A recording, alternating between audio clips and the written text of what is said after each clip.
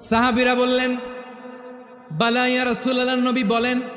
বিশ্বনবী বললেন, নামাজের চেয়েও বড়, রোজার চেয়েও বড়, যাকাতের চেয়েও বড়, সাদাকার চেয়েও বড় একটা ইবাদত আছে, আমি কি তোমাদের বলবো না? সাহাবারা বললেন, ইয়া রাসূলুল্লাহ, বালা, অবশ্যই বলবেন, সেটা কি? বিশ্বনবী বললেন, ইসলাহু যাতিল বাইন। দুইজন যখন ঝগড়া লেগেছে, তোমার দুই ভাই যখন ঝগড়া লেগেছে, এই দুইজনের মধ্যে বিরোধ মিটিয়ে মীমাংসা করে দেয়া হচ্ছে সবচাইতে সেরা কাজ। দুইজন ঝগড়া লাগছে, ইসলাহু যাতিল বাইন, দুইজনের মধ্যে মিলিয়ে দেয়া, এটা নামাজ, রোজা, সাদাকার চেয়ে বেশি সওয়াব। সুবহানাল্লাহ। এত আস্তে, হ্যাঁ? ওয়াত্তাকুল্লাহ ওয়া আসলিহু যাতা বাইনিকুম, সূরা আনফাল।